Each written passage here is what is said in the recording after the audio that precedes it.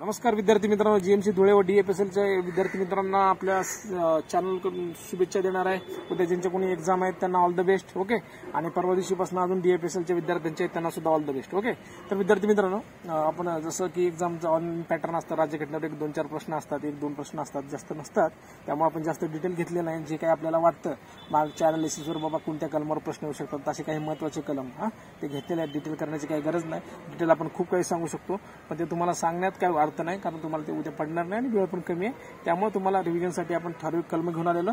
मागे एक GSC series झाली, त्यात आपण घटनेची निर्मिती वगैरे सगळ्या गोष्टी घेतलेल्या आहेत. महत्त्वाचे व्हिडिओ जो कोणी पाहिलं नसेल विद्यार्थी मित्रांनो पाहून घ्या. त्यापुढे हे एक व्हिडिओ बघा, तर सहसा मला वाटतं त्यामध्ये 2 मध्ये होऊन जाईल. ओके. त्यात काय एवढा विषय नाही. ठीक आहे. तर सांगतो बघा काही महत्त्वाचे कलम, आणि हे तुम्हाला माहितच असतं विद्यार्थी मित्रांनो. फक्त रिव्हिजन होण्यासाठी आपण काय घेत असतो. नुसता कलम तर तुम्ही पण वाचू शकता, पण काय होतं पेपरच्या काळात विद्यार्थी मित्रांना हे करू का ते करू सुचत नसतं.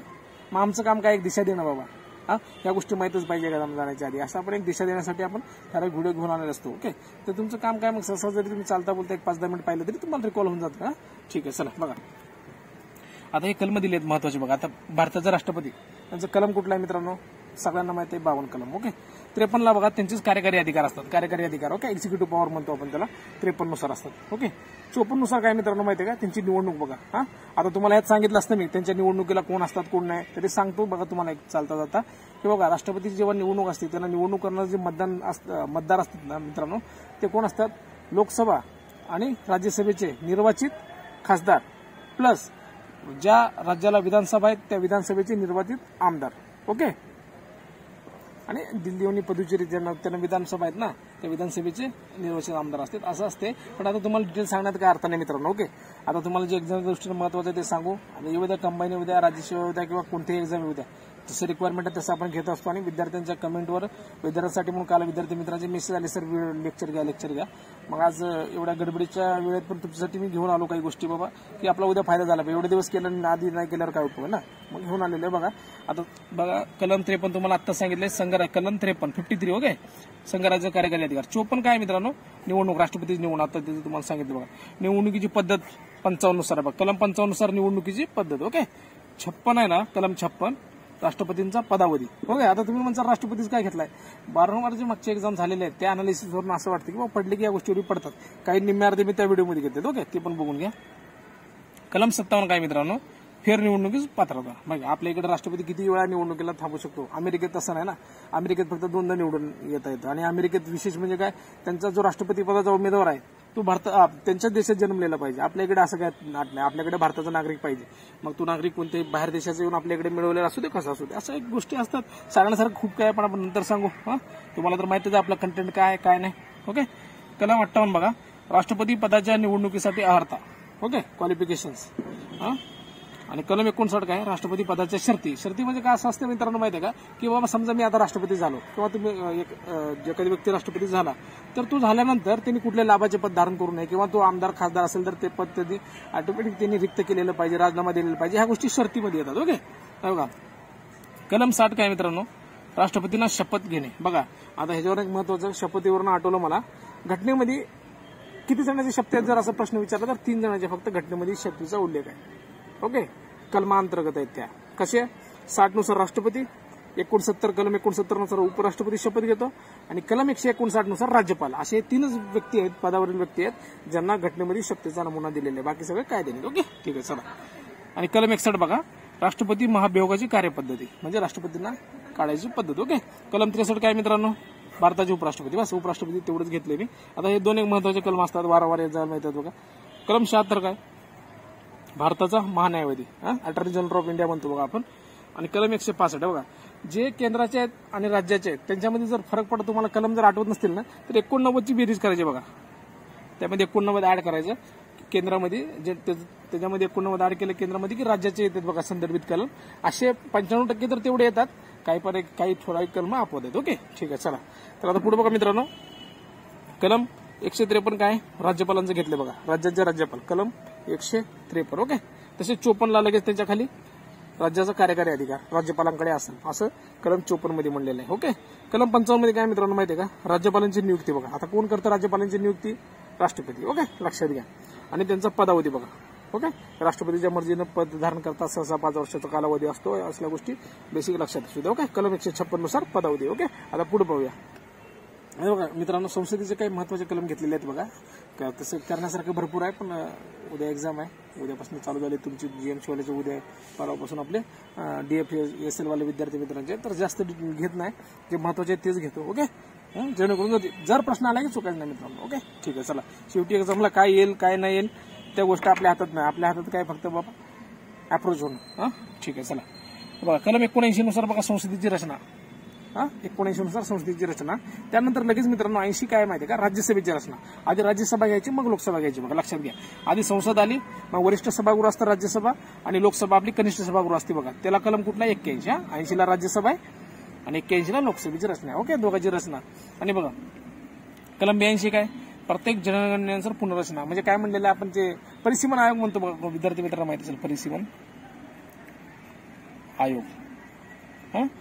आता 2002 शेवट चौथा आहे. 4 परिसीमन आयोग झाले बरं का आतापर्यंत. 4 1952, 62, 72 आणि 2002 असं काहीतरी आहे ते. आणि बघा आता जे 2002चं होतं ना, तर त्याचे अध्यक्ष कोण होते, कुलदीप सिंह. आता काही यात सांगण्याचं सारखं काय तुम्हाला गरजेचं नाही. ते आता कसं थोडं डोक्यात असलं की काय काय विद्यार्थी मित्रांना फायदा जी येते आठवते त्या गोष्टी सांगतात. तुम्ही फक्त लक्ष देत जा. ओके. कुठं ना कुठं तुम्हाला कामाला येईल. ओके.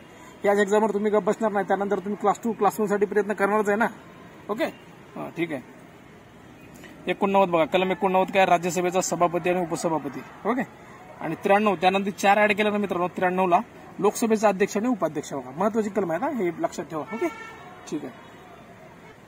आता इथे कलम लिहिले बघा, कलम 110 धनविधेयकाची व्याख्या. ओके. ते एक महत्वाचं आहे. आणि आपण जे बजेट मानतो ते 112 नुसार मानतो. कलम 112 नुसार, आणि त्याला आपण काय म्हणतो, वार्षिक विवरणपत्र म्हणतो. बजेट म्हणत नाही त्याला, अर्थसंकल्पन म्हणत नाही, वार्षिक विवरणपत्र असं म्हणतो. ते कलम 112 नुसार मानतो. ओके.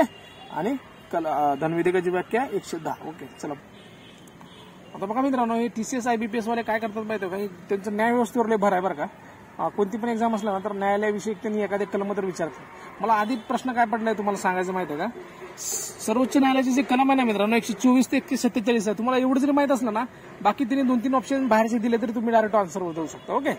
कमीत कमी तुम्हाला माहित पाहिजे की सुप्रीम कोर्ट जे आहे आपलं, त्याचं कलम स्टार्ट आहे 124 पासून ते 147 पर्यंत. त्याच्या बाहेरचे जर कलम दिला आणि सुप्रीम कोर्टा रिलेटेड आपल्याला प्रश्न विचारला तर ऑटोमॅटिक आपण त्याला बाहेर काढणारच ना. ते चुकीचं होणार ना. ओके. एवढं लक्षात ठेवा. आता पुढे बघा, कलम 124 काय म्हणतं बघा मित्रांनो, सर्वोच्च न्यायालयाची स्थापना आणि त्याची घटना. म्हणजे सुप्रीम कोर्टचे जे काही आपलं त्यांचे कार्य करण्याची सगळ्या गोष्टी ठरवलेल्या असतात, त्यांचे जे रूल्स अँड रेग्युलेशन वगैरे हे सगळे 124 नुसार आहे बघा त्यांची स्थापना. ओके. तर कलम 129 बघा महत्वाचे 4-5 घेतलेले आहे. कलम 129 काय म्हणते, सुप्रीम कोर्ट म्हणजे सर्वोच्च न्यायालय हे अभिलेख न्यायालय असणे. अभिलेख न्यायालय म्हणजे काय मित्रांनो माहिती आहे का, की बाबा सुप्रीम कोर्टला स्वतःचा रेकॉर्ड ठेवण्याचा अधिकार आहे. आणि त्यांना त्यांच्या अवमानाबद्दल शिक्षा करण्याचा अधिकार आहे. हे कलम 129 नुसार ठरत असतं बरं का. आता कलम 131 काय मित्रांनो माहिती आहे का, सुप्रीम कोर्ट म्हणजे सर्वोच्च न्यायालयाचे प्रारंभिक अधिकार क्षेत्र. आता प्रारंभिक अधिकार क्षेत्र म्हणजे काय माहिती आहे का मित्रांनो, जे खटले डायरेक्ट सुप्रीम कोर्टमध्ये येतात, अपिलाच्या मार्गाने नव्हे. आता समजा एखाद्या हायकोर्टमध्ये केस गेली असेल, ती केस आपण सुप्रीम कोर्टमध्ये अपिलाने गेलो तर ती प्रारंभिकमध्ये येणार नाही. डायरेक्ट जी सुप्रीम कोर्टात गेलेली केस असते ते प्रारंभिकमध्ये येणार. फॉर एक्झाम्पल 2 राज्यामधला विवाद असेल, 2 राज्यामधला विवाद असेल, तो डायरेक्ट कुठे जाणार मित्रांनो, सुप्रीम कोर्टात जाणार. ओके. केंद्राचा आणि राज्याचा विवाद असेल तर डायरेक्ट सुप्रीम कोर्टाच्या प्रारंभिक अधिकार क्षेत्रामध्ये जाणार. ओके. कारण तुम्ही या राज्यात पण जाऊ शकत नाही, त्या राज्यात पण जाऊ शकत नाही. प्रत्येक जण आपल्या आपल्या राज्याच्या ह्याच्यानुसार अर्थ काढणार ना, म्हणून असल्या गोष्टी प्रारंभिक अधिकार क्षेत्रात येतात, जे कलम 131 मध्ये आहे. ओके. तर पुढे बघा मित्रांनो, कलम 141 काय म्हणले बघा, सुप्रीम कोर्ट जे काही आपले जजमेंट देतं ना, जे काही कायदा आपण घोषित केले असते बघा, सुप्रीम कोर्टने एखाद्या जजमेंटमध्ये कोणतेही कायदा बनवले असते बघा, तो कायदा प्रत्येक न्यायालयावर सर्व न्यायालयांवर बंधनकारक असतं. ते कोणत्या कलमानुसार असतं, 141. आणि फेवरेट कलम आहे बघा ही 143 143 बघा, सर्वोच्च न्यायालयाचा विचार घेण्याचा राष्ट्रपतींचा अधिकार. म्हणजे बघा राष्ट्रपती काही गोष्टी बद्दल त्यांना जर कायदे पंडित नसतात ना तेवढे, मग त्यांना माहिती नसतात त्या गोष्टी, त्यांना जर सल्ला घ्यायचा असेल तर सुप्रीम कोर्टचा सल्ला बिंदास घेऊ शकतात. कोणत्या कलमाने घेऊ शकतात तर कलम 143. ओके. आता पुढे पाहूया. चला मित्रांनो, आता बघा काही 1-2-4 महत्वाचे भाग म्हणतो ना आपण, कलम नाही भाग, पार्ट ऑफ द कॉन्स्टिट्यूशन ते घेतलेत बघा. वारंवार येते त्याच्यावर प्रश्न बघा. आपण जी निवडणूक आहे ना, निवडणुका जी घेतो आपण ते भाग 15 मध्ये येतं बरं का. आणि ते निवडणूक आयोगाचा एक कलम महत्वाचा आहे बघा, त्याच भागामध्ये निवडणूक आयोगाचा कलम किती 324. ओके. निवडणूक आयोग. ओके. आता आपला निवडणूक आयोग कसा आहे काय बघा तुम्हाला सांगतो. थोडक्यात की बाबा स्वातंत्र्यानंतर जे आपलं निवडणूक आयोग होतं एक सदस्य होतं. कधीपर्यंत होतं एक सदस्य? तर 1989 पर्यंत. 89ला काय झालं मित्रांनो, हा एक घटना दुरुस्ती लक्षात ठेवून टाका. चला, 61वी घटना दुरुस्ती 1989 झाली. तेव्हा काय झालं, मतदार जे आपण मतदान करतो ना, आपल्या मतदाराचं वय मित्रांनो आधी 21 होतं, ते 18वर आणलं. कधी? 1989ला. ऑटोमॅटिक आता समजा 21वरून 18वर आले, मतदार वाढले का नाही, मतदारांची संख्या वाढली ना. मग ही वाढलेली जी मतदार संख्या आहे ना, मग त्याचा कामाचा लोड मित्रांनो आयोगावर पडायला लागला, इलेक्शन आयोगावर, म्हणजे आपल्या निवडणूक आयोगावर. मग त्यांनी काय केले, आपला आयोग बहुसदस्य केले. म्हणजे काय केले, एक अध्यक्ष आणि 2 सदस्य केले. बघा, हे अध्यक्ष आणि 2 सदस्य केले. मग 90ला अजून त्यांनी काय केलं, एक सदस्यच केलं. पण पुन्हा 93 नंतर जे आपलं चालू आहे ते बहुसदस्य चालू आहे. बघा, 1993 पासून आपला आयोग आहे बहुसदस्य. असं साधा एक प्रश्न होऊ शकतो, निवडणूक आयोग कसा आहे आपला म्हणून, एक सदस्य, बहुसदस्य, अजून काय देतील ना. ओके, ठीक आहे. असल्या बेसिक गोष्टी माहित जाता जाता आपण सांगून टाकू, त्याला काय नाही. भाग 17 बघा, राजभाषा, म्हणजे आपली जी भाषा असते, लँग्वेज म्हणतो आपण. त्याच्यामध्ये 4 घटना दुरुस्ती झालेल्या आहेत, 3 घटना दुरुस्ती झालेल्या आहेत.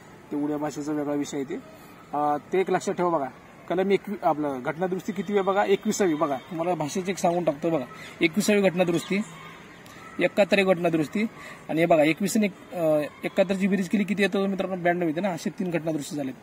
हे माहित असायला पाहिजे बघा तुम्हाला. इथं सिंधी भाषा ऍड केलेली आहे, इथं कोकणी, मणिपुरी, नेपाळी. ओके, इथं बोडो, मैताली, संताली, अजून एक बघा कुठली, डोंगरी. ओके, अशा 4 भाषा इथं ऍड झालेल्या आहेत. असल्या गोष्टी पण तुम्ही जाता जाता नोट करून ठेवा, जेणेकरून तुम्हाला हे एक्झाम जरी नाही आले तरी पुढच्या वेळी काम येईल. ओके, पुढे बघा, महत्वाचं बघा, भाग 18 आणीबाणी संबंधित तरतुदी आहे. बघा, तुम्हाला आणीबाणी आपण कोणाकडनं घेतलोय, काय घेतलोय, सगळ्या गोष्टी सांगितल्यात. बघा, आणीबाणी आहे ना आपल्या 1935च्या कायद्यात आहे, आणि आणीबाणीमध्ये मूलभूत हक्क स्थगित होणं ते जर्मनीकडनं घेतलेलं आहे आपण. हे सगळं फरक आपण मागच्या व्हिडिओमध्ये सांगितलेलं आहे जीएसच्या. जो कोणी विद्यार्थी मित्र पाहिल्यानंतर बघा, आज मागची जीएमसी जर अतिशय उपयुक्त लक्षात बघा, त्यात पण इतिहासाचे वृत्तपत्र वगैरे संघटना अजून मी यावेळी घेतलेलं सोडून मागचे पण ते त्यात आहेत, सगळे महत्वाचे बघून घ्या. ओके, आपले सगळे जर व्हिडिओची लेंथ काढली 4 तास 3 तास पण जात नाही. आपण लोकांसारखं एकच व्हिडिओ बनवून काहीतरी रेटत बसत नाही. शॉर्टमध्ये थोडं माहिती, फक्त आपलं काय तुम्हाला तिथपर्यंत चीज करायचं, कंटेंट लेवल वाढवण्याचं माझं काम आहे. तुमचं पण काम काय, जे आहेत आपल्याकडे फ्रीली अवेलेबल बघून घ्या ना तुम्ही. त्या गोष्टी अप्लाय करा, प्रश्न सोडून बघा, नाही सुटले तर बघा. मी तर आहेच इथं वारंवार तुम्हाला तुमच्यासाठी लेक्चर घ्यायला. तुम्ही कुठल्या अजून टॉपिक सांगताल त्याच्यावर लेक्चर घेईलच मी. ओके, त्याचा काय विषय नाही. चला पुढे बघा, भाग 20 काय मित्रांनो, घटना दुरुस्ती. बघा, घटना दुरुस्ती. घटना दुरुस्ती कोणत्या कलमाद्वारे केली जाते म्हणलं तरी बघा 338 एकच कलम असणारी घटना दुरुस्ती भाग आहे. बघा, ह्या 20 भाग 20 मध्ये फक्त एकच कलम आहे 368, इतर असं कुठंच नाही. ओके, बघा, मागच्या वेळी मित्रांनो तुम्हाला ते मी कलम घेत मूलभूत हक्काचे कलम 23-24 पर्यंत घेतलं होतं. माणसाचा अपव्यवहार त्यापर्यंत आलतो.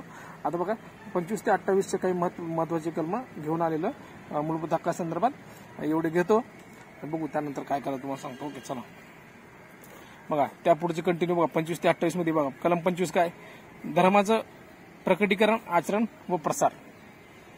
धर्माचे मुक्त प्रकटीकरण, आचरण व प्रसार करणे. हे आपण म्हणजे प्रत्येकाने जे काही धर्म प्रचाराचं स्वातंत्र्य आहे बघा, प्रत्येकाला आपल्या धर्माचं स्वातंत्र्य ते या कलमानुसार आहे 25नुसार. ओके, आणि बघा धार्मिक व्यवहाराची आपण व्यवस्था पाहण्याचं स्वातंत्र्य, म्हणजे तुम्ही एखादी धार्मिक तुमची संस्था आहे, ट्रस्ट आहे, त्याचा व्यवहार करण्याचं तुम्हाला स्वातंत्र्य हे आपण कलम 26 नुसार देतो.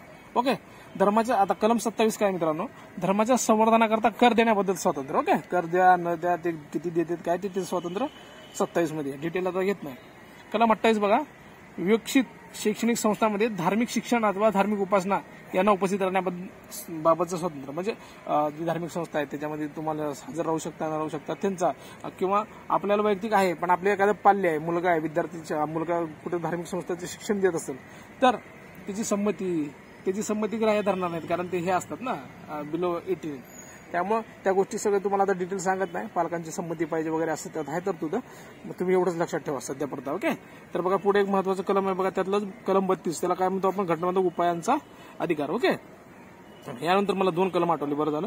कलम 32 नुसार आपण सुप्रीम कोर्टात आपलं मूलभूत हक्काचं उल्लंघन झालं ना तर आपण सुप्रीम कोर्टात जातो बघा, कलम 32 नुसार. ओके, तोच अधिकार कलम 226 नुसार हायकोर्टात दिलेला आहे. माहिती 32 नुसार सुप्रीम कोर्ट आणि 226 नुसार हायकोर्टाला अधिकार आहे मूलभूत हक्काचं उल्लंघन केल्यावर जाण्यासाठी, कलम 226 नुसार. ओके, आणि बघा हे जो कलम 32 आहे ना मित्रांनो, घटनाच्या उपायांचा अधिकार, त्यालाच बघा घटनेचे खरे आत्मा असून खरे हृदय आहे असे डॉक्टर बाबासाहेब आंबेडकर यांनी म्हणलेलं आहे. ओके, तर विद्यार्थी मित्रांनो, उद्यापासून आपले विद्यार्थी मित्रांची एक्झाम आहे जीएमसी धुळे म्हणा की डीएफएसएल म्हणा, आता बाकीचे पण मुंबई पोलीस विद्यार्थी पण आपल्या चॅनलला इम्प्रेस होऊन सर आमचे व्हिडिओ वगैरे बनवा, त्यांचं चालूच आहे, त्यांच्यासाठी तर आपले व्हिडिओ चालणारच आहे आणि येणाऱ्या सगळ्या एक्झाम बीएमसीसाठी तर आपली पूर्ण सिरीज येणार आहे. त्यामुळे जो कोणी विद्यार्थी मित्र बीएमसीवर फोकस केलाय त्यांनी आपल्या चॅनलला सबस्क्राईब करून ठेवा. बाकीच्यांना तर फायदा झालाय, तिथं सबस्क्राईब करतच आहेत, विद्यार्थ्यांचा बी प्रतिसाद आपल्याला भेटतच आहे. त्यामुळे आपण या सगळ्या गोष्टी करत आहे. तर वारंवार तुम्हाला एक्झाम रिलेटेड अपडेट भेटण्यासाठी चांगले काही गोष्टी, आता आपल्या फालतूच्या गोष्टी चॅनल नाव तुम्हीच म्हणता की बाबा चॅनल नावाच्या विरुद्ध काम करतंय, तर आपलं काम तर तुम्हाला सर्वांना माहितच आहे. ओके, मग तशाच गोष्टी मोफत बघा, चांगल्या गोष्टी करून आपला रिझल्ट आला ना, आता फालतूच्या गोष्टी करून काढू ना रिझल्ट. ओके, ठीक आहे, चला, धन्यवाद.